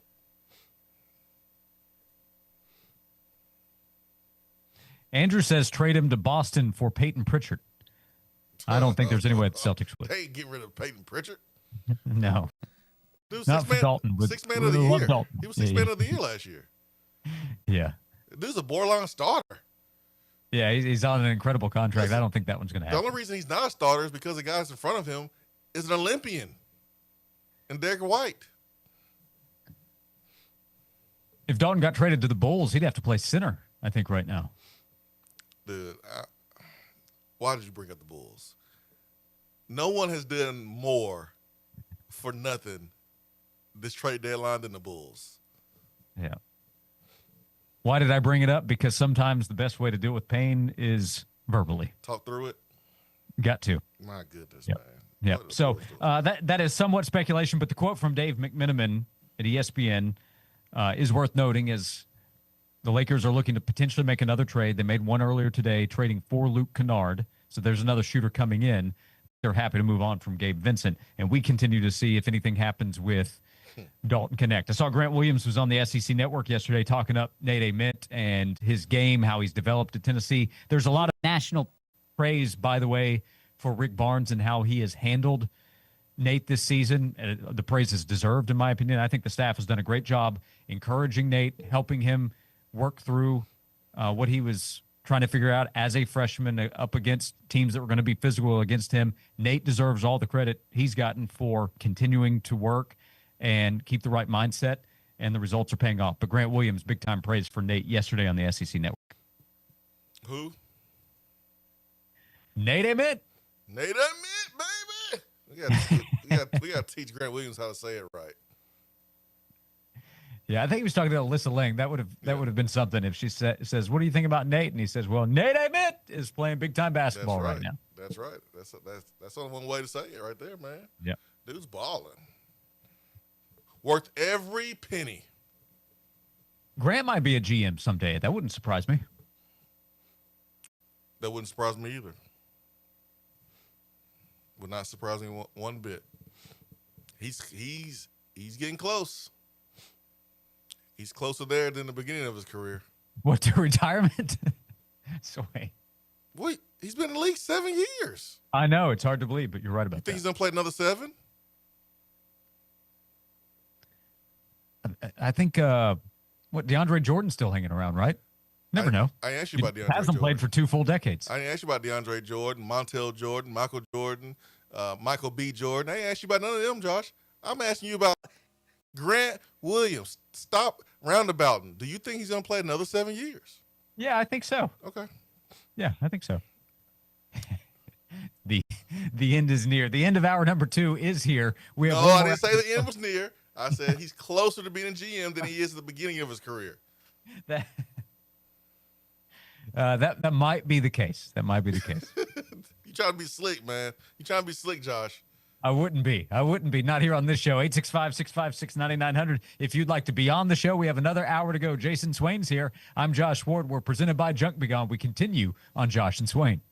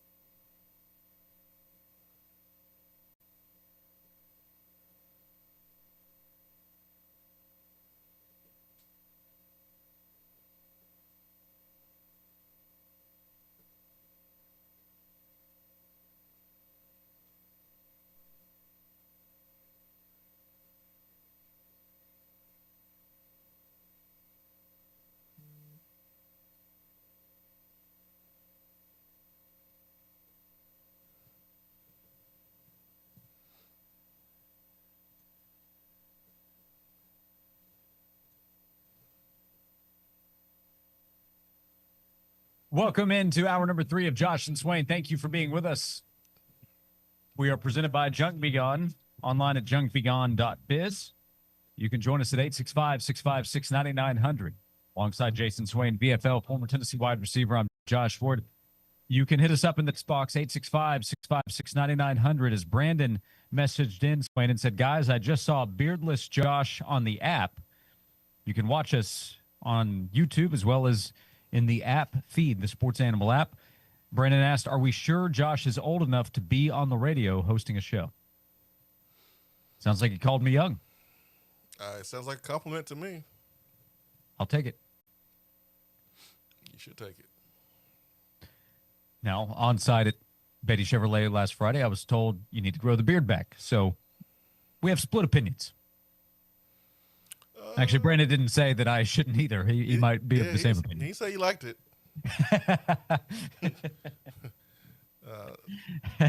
Neither did our listener from Betty Chevrolet. She definitely didn't like it. No. But that's okay. That's okay. Stephen in Knoxville asked, has Nate Ament earned a nickname, Swain? Is it time to solicit suggestions? What was Dalton Connects? Did we ever give him one when he was here? Well, I mean, there's the Connect 4 thing, which really happened in the NBA because he took jersey number 4. Did he get a nickname here? Remind me. I'm asking you. We got Swagular. That worked out. That came preseason, and he lived up to it. Corton Ball helped us with that one, Joey Swagular. Yeah, I don't remember, DK. Yeah, he had a few, Joey Fuego. Yeah, I don't remember DK having one. And, I mean, I should have asked Jalen Carey when I had an opportunity. I guess Nate the Great's pretty easy, right? It's a little much, Josh. It's a little much. It's too wordy. Too wordy. Okay. I wonder what they call him around the building. Usually they call you by your first name or your last name, or they shorten it up so it's real easy. So I wonder what he is. Well, let's see. He's smooth. I don't know if that goes with anything. It can't be the Slim Reaper. That's taken. The guy it's compared to, Kevin Durant. That's taken. We'll have to think on it. You know what? Let's wait till he takes out Kentucky.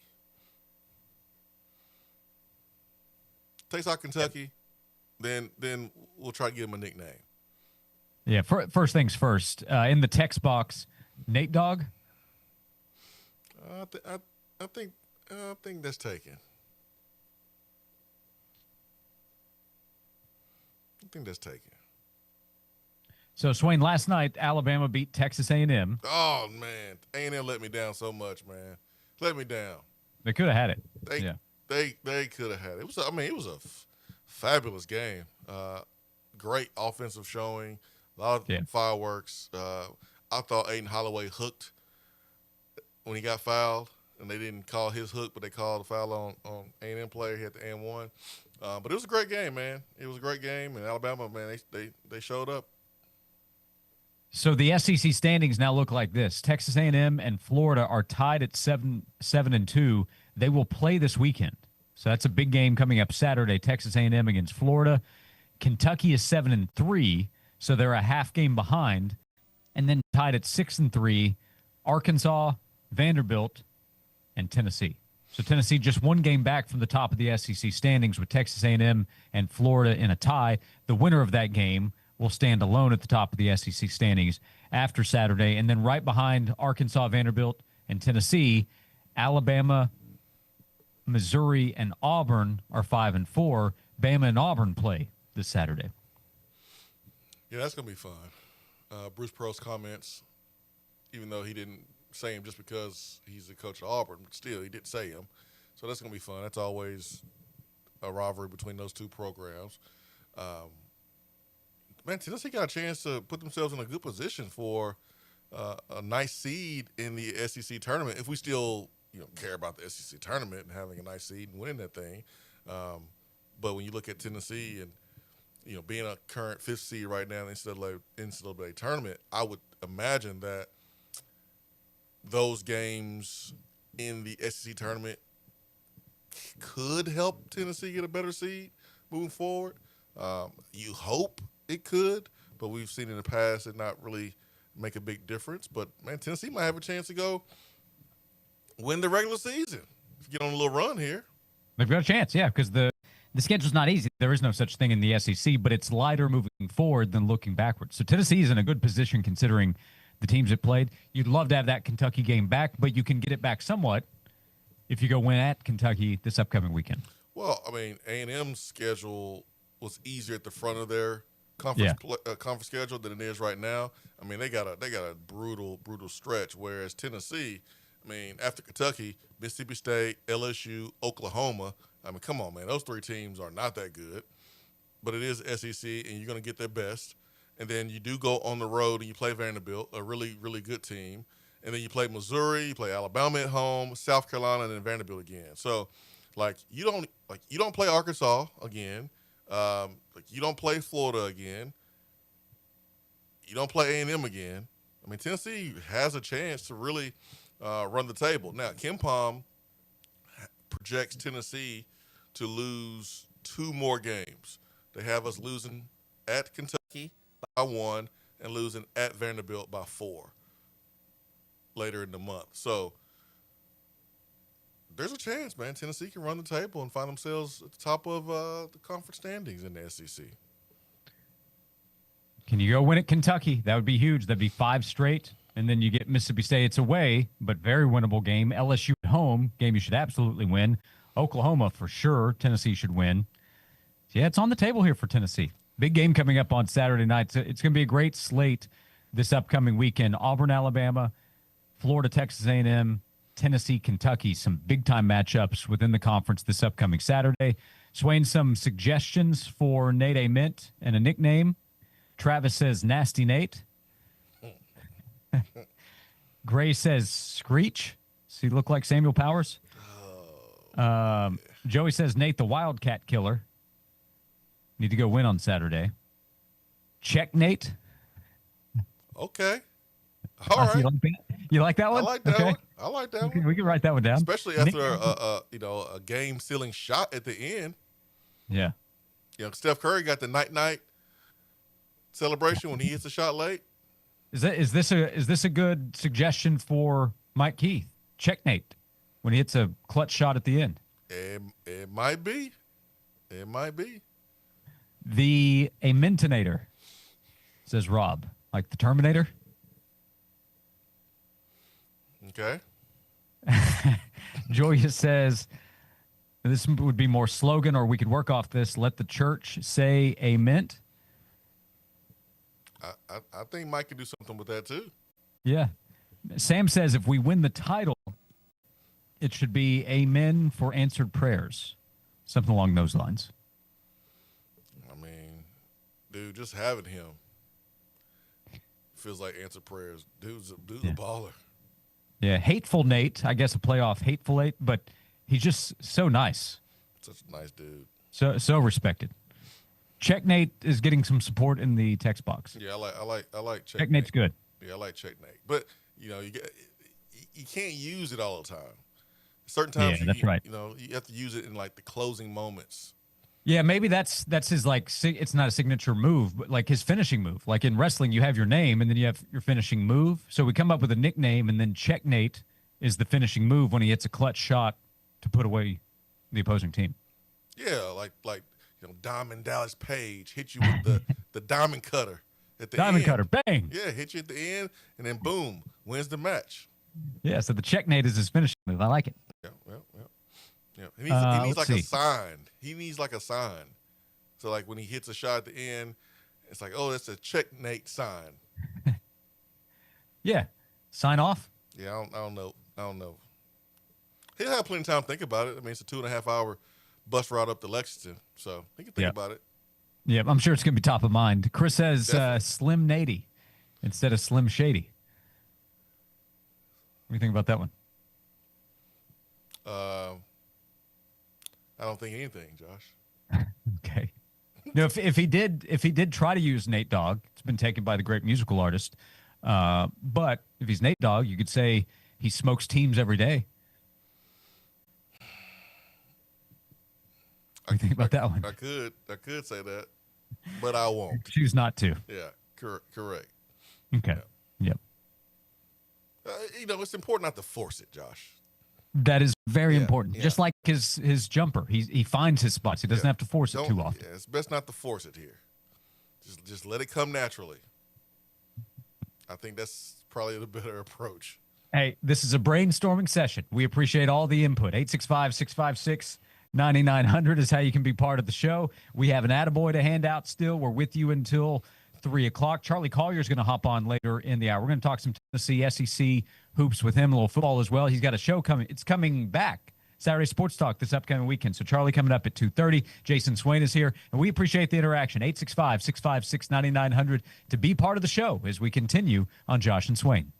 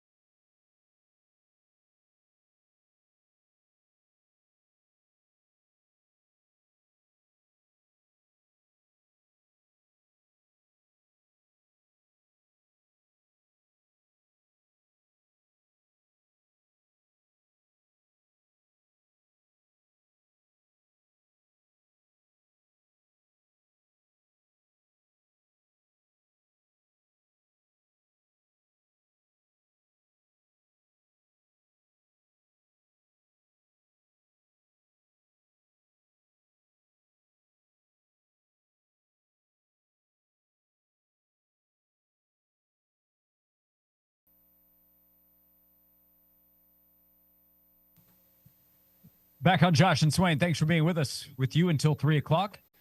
865-656-9900. Love when the fans come together, Swain, and want to offer up some nickname suggestions. So we continue to have a ton come in for Nate Ament. We got more? Hey, what's his initials?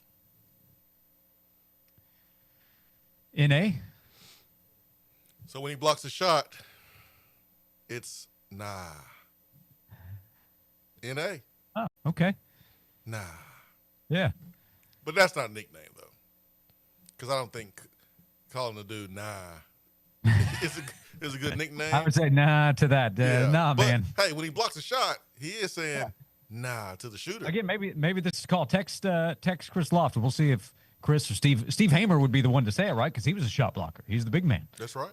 John Wilkerson. He swatted a number of my ideas, by the way, in the past. Understandably so. That's correct. He mentioned the natest show on earth, or just the natest. Terminator has come in. Terminator. Okay. All right. I like that one. We can do something with that. Or the Dominator. We can do something with that. It's not too late to make shirts and have them at the game and give them to the student section. It's not too late for that. You're right about that. It's not too late.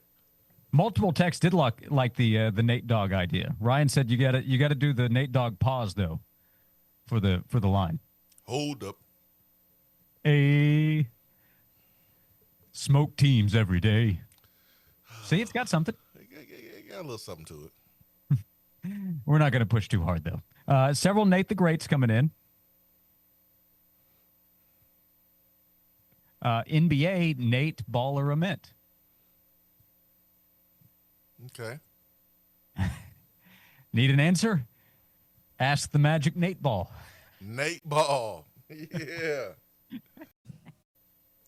He should go ball. He should go ball headed. Nate Ball. He's got a nice head of hair. Hang on to that while you got it, Nate. Oh, no doubt about it, man. No doubt about it. Oh, man, we're out of control. We appreciate the audience. You're making the show. 865-656-9900. Swain, we've talked quarterbacks earlier today. Charles Power of On3 and Rivals has his quarterback superlatives for the 2026 class. And one of the categories is the quarterback with the most upside.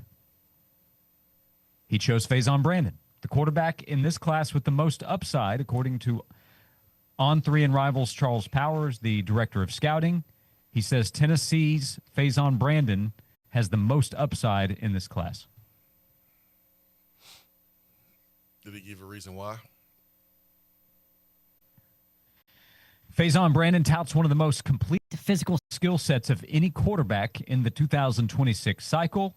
He combines a projectable frame, strong arm, and plus athleticism that gives him notable long-term upside. He generates quality velocity on his passes and shows the ability to distribute accurate passes from the pocket or on the move.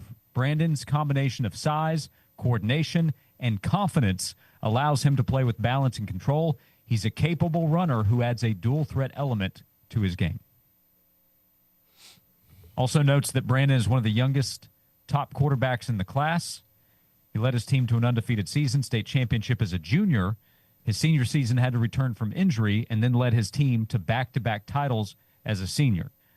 Finishing with, scroll back down, with his frame, athleticism, and arm talent, Brandon offers significant developmental once he gains more high-level passing reps. So I would be curious what Power thinks about Brandon in the first couple of years versus long-term, because that's what this is, most upside. But most upside in this class at the quarterback position, Charles Power believes it's Tennessee's Faison Brandon. Josh, that's not really doing much to dial down the hype about him being a guy that can play year one. Well, we've talked about his physical development. He looks more college ready, right, in terms of his build, his athleticism. Yeah, he does. I mean, he's not your typical slender, scrawny quarterback that comes in as a true freshman. No, he is built to be able to play like play as a true freshman. Man, oh man, It's gonna be fun this spring. It's gonna be fun this fall camp. Yeah, we've been asked again. Joey Aguilar with Adam Sparks in the first hour. Go back and check out the conversation. Good information on what's going on in court with this case, but getting the temporary restraining order end of next week was a really good step for Joey to be able to come back and play. And right now, it's favorable. It looks like for Joey to play, but this spring, he's not expected to be at 100%. There will be reps available still for George McIntyre and Faison Brandon, who enrolled early. Dude. Again, this is a good problem for Josh Heupel. This is what you want. This is what you want. You want options. And Tennessee has them. They got options, man, at the quarterback position. Joey did a good job last year. Could have been better. Yeah, like there were certain games where if you played better, maybe Tennessee wins. But he would have been better than probably Nico. And so you can't argue with leading the league in passing in the regular season. You got to clean up some of the turnovers, things like that. But no reason to believe he can't do that in year two in the system. So the most upside among 2026 quarterbacks, according to Charles Power of On3 and Rivals, Tennessee's Faison Brandon. Nate the Natural, Ament. That's too long. Yeah. That's too long. Nate and Bake. He was taking somebody off the dribble. Yeah. The Nate Slayer. Nothing but Nate. He hate Nate. Fascinate. Yeah, let's go back to Terminator. I think that's pretty good. I like that. Yeah, Terminator. Yeah, I like that one. What do you take for a stinky offense? Amen. You know, like stinky breath? Whoa. Whoa, okay. All right. I get it.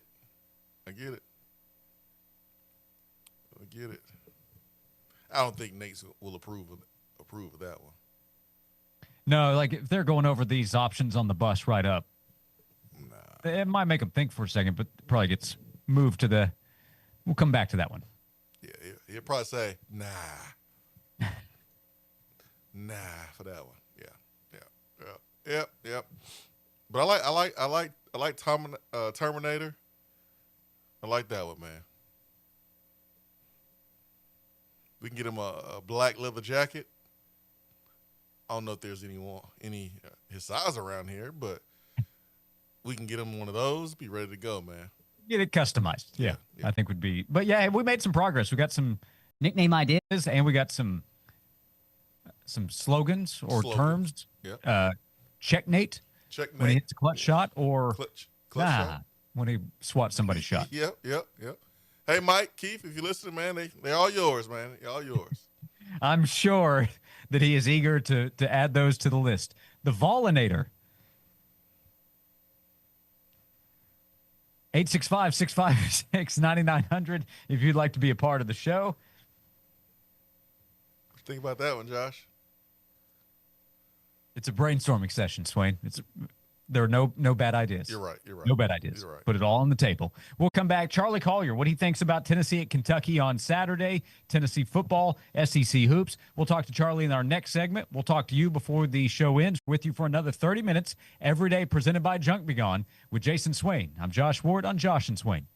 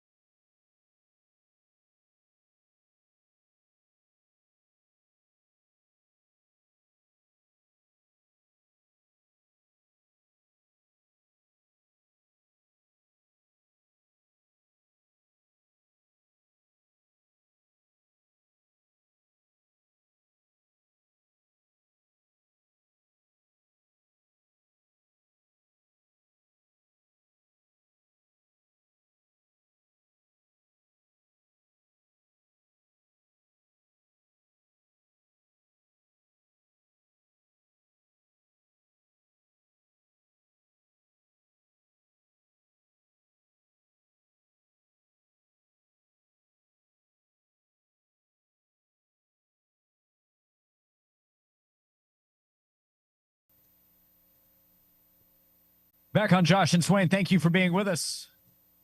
With Jason Swain, I'm Josh Ward. 30 minutes to go with you until 3 o'clock.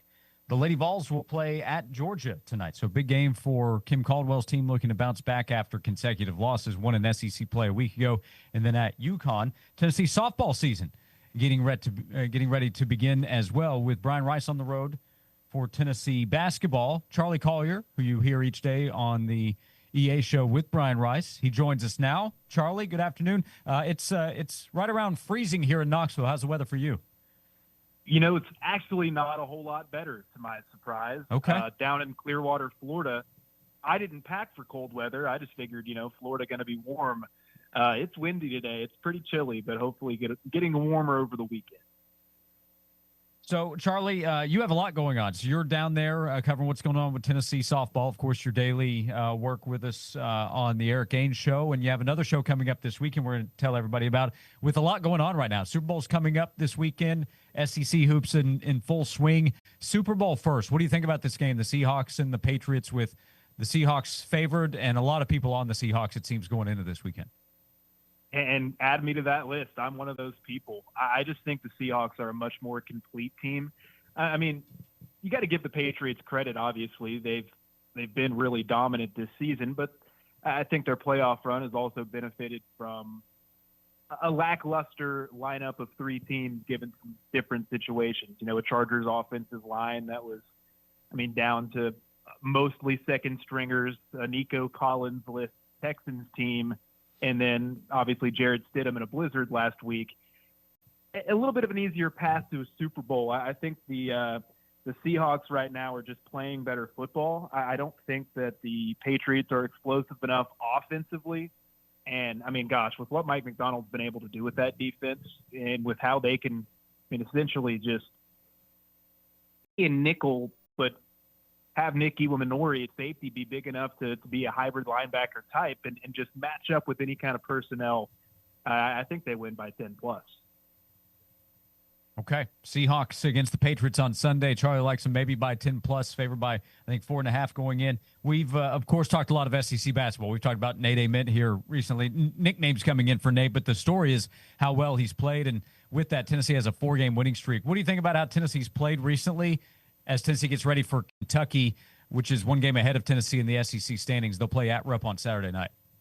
Well, I think for Nate Ament, really, that Florida game was when he first started to figure it out. And it got overshadowed because of how poorly the game went for Tennessee. But that was when you start to see him, initiate offense and be more aggressive and hunt his shot. And he's only blossomed. And as he's blossomed, I think, the rest of the team growing around him. Obviously, you heard what Rick Barnes did, taking Jacoby Gillespie off of point guard duties for a couple of days in practice to try and get everybody else more comfortable handling the ball.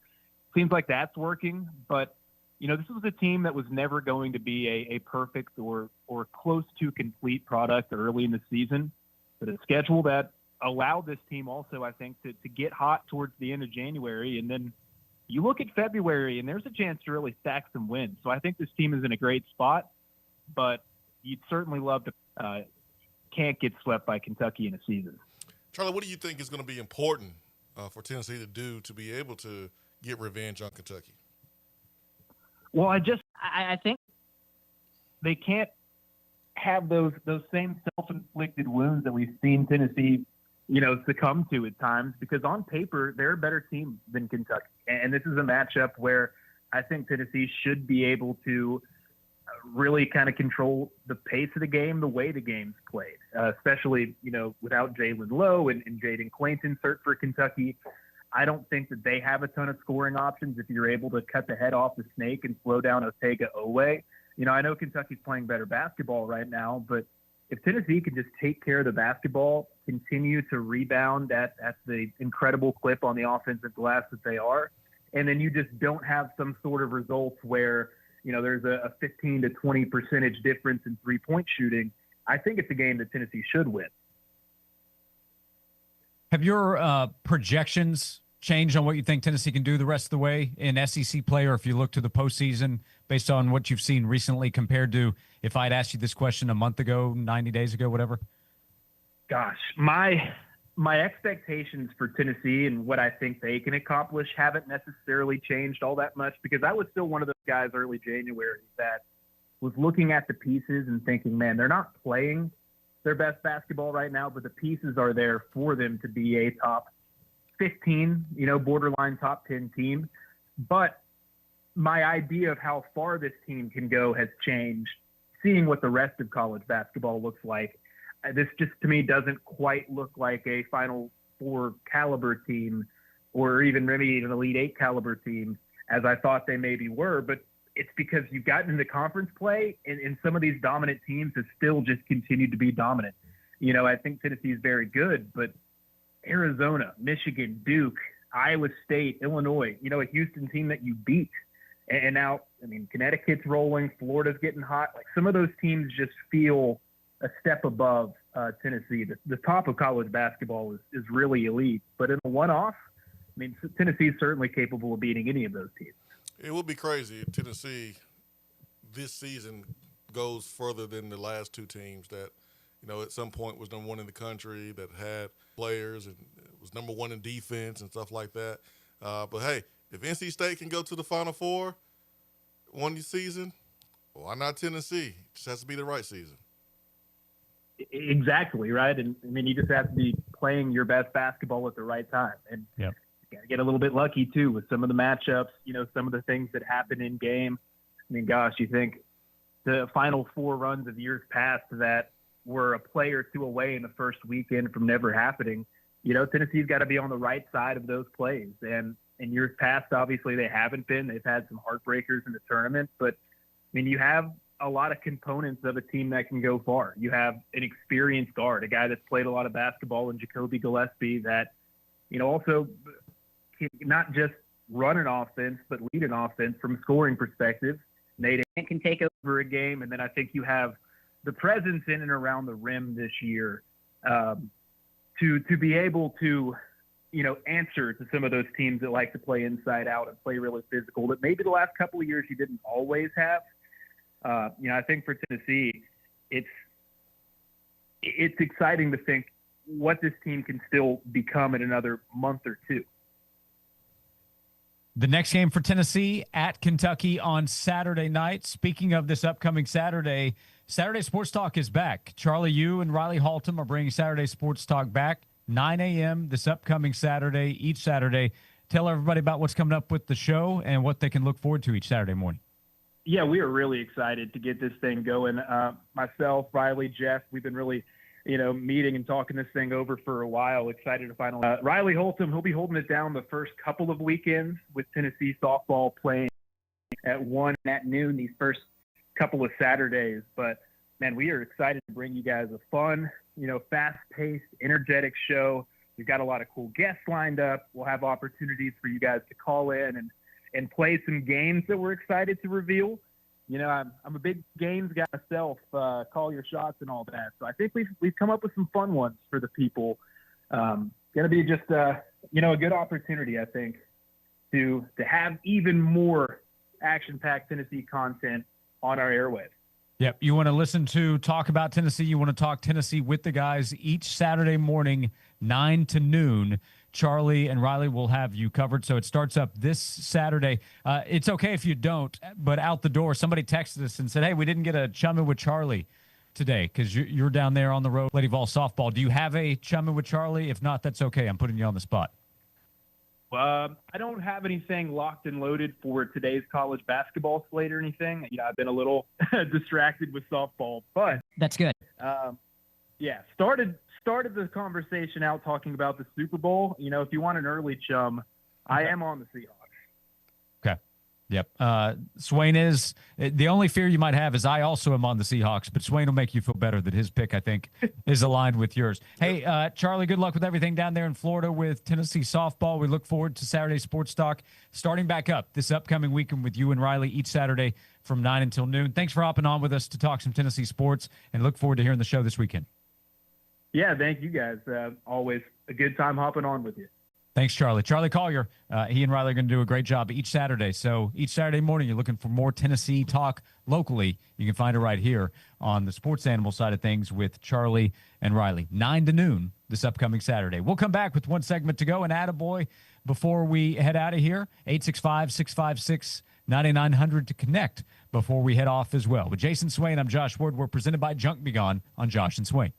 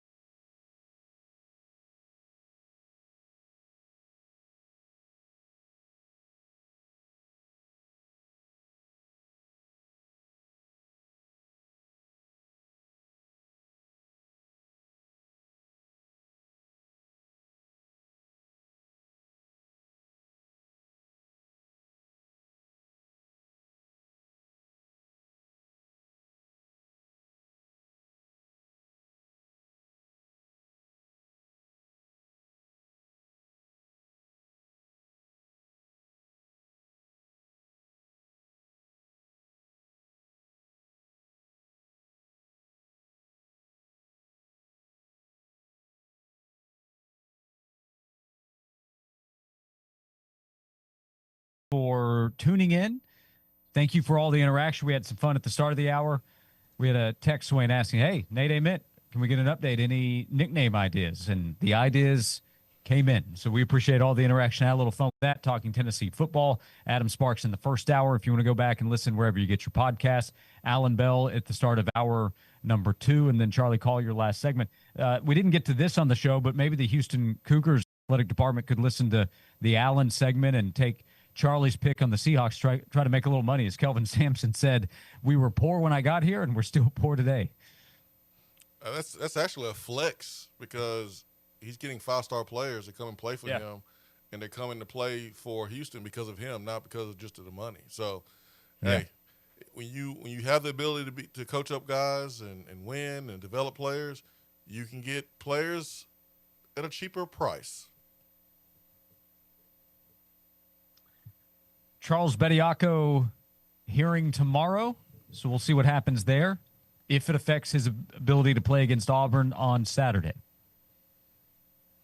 And then Joey Aguilar's injunction hearing expected at the end of next week. Josh, I don't care if he plays or not. He's not even that good. Bediako? I'm sorry, man. He doesn't even move the needle for them. Those guards are going to have the basketball a lot. I mean, Josh, mm-hmm. I don't understand why Nate Oates just doesn't start him. And he played 19 minutes. Yeah, took 2 shots. 43% from free throws. For some reason, shot a 3-pointer. Had 4 rebounds. And I was watching the game like, why is he shooting a 3-pointer? But I guess he was like, hey, everybody else doing it. I'm about to get me one off. But he had 4 rebounds, 5 points. Josh, I don't care if he plays or not. I really don't. But competitively, I don't either. Yeah, I'm with you. I mean, this case is watched closely because who's going to be the next one? I mean, is he going to be a player that is actively playing in the NBA that's on a roster and play multiple games? I mean, it's people taking an inch and then another person taking a mile. And so at what point do you see a NFL practice player decide he wants to come back to college? So this is why this thing is important. This is why this case deserves the attention. But the player himself, he just doesn't move the needle. He's not that great. I'm with you. So we'll monitor tomorrow, as will the college sports world. Hearing season continues in college athletics. He's Jason Swain. I'm Josh Ward. We have a few minutes to go. And TSSAA, the 2026 TSSAA Hall of Fame inductees have been selected and announced. And very excited for Rob Black and Eddie Courtney to be included in the 2026 Hall of Fame. They have had a ton of success on the field as coaches. Swain, more excited for them because those are 2 great people. Rob Black, with the history he's had as both a coach, athletic director, what he's done in different roles in the local sports world at Fulton High School, and Eddie Courtney, the success he's had, his connection to Fulton, and then what he did as the head coach of the Farragut Admirals. 2 great people, great coaches, but great people, Rob Black and Eddie Courtney, going into the Hall of Fame. Man, I couldn't say it better myself. I mean, I'm just happy for both of those guys. Great dudes. Rob works the Tennessee games, and I used to get a chance to see him every home game when I was on the sideline. And I don't get to talk to him every week during football season, but I see him. And man, he's just a great dude. And Eddie Courtney, I know, listens to the show, big fan of the show. And man, happy for those guys. Congratulations. Yep. So their football success, a ton of wins. That's a huge part of them going into the TSSAA Hall of Fame. Their impact is on the people over many years that they've been able to help. So congratulations to Rob Black, to Eddie Courtney, 2 members of the 2026 TSSAA Hall of Fame class. That will be they will be inducted Monday, April 13th. In Murfreesboro. Congrats, guys. Attaboys to Eddie Courtney, to Rob Black. Every day we hand out attaboys and attagirls as we love to find the positivity and share it with you here on the show. Sports accomplishments, people doing good deeds out in the real world. Share those stories with us when you see them. We'll share them with everybody else here handing out attaboys and attagirls. So, Swain, Lady Vols basketball team, they look to bounce back tonight. Important game for them against Georgia. Oh, absolutely. And Georgia's feisty. So, better come out and match their intensity. Understand, folks respect that Lady Vol logo, and you're gonna get people's best. So, great opportunity to bounce back after a 2-game losing streak. We'll monitor. Does Dalton Connect get traded? The deadline is coming up in a few minutes. I'm sure news will come out beyond 3 o'clock as well. I had the Eric Gordon idea earlier. He got traded to Memphis after we talked about that possibility with Philly. So the Grizzlies making a move there. Big trade between the Pacers and the Clippers. Zubac is going to We appreciate you being with us today. Junk Beyond makes it happen each and every day. You make the show happen with all of your interaction. Thank you for it. Back tomorrow at 12 o'clock live from Beatty Chevrolet on Parkside Drive. Have a great rest of your afternoon. Thanks for being with us on Josh and Swain.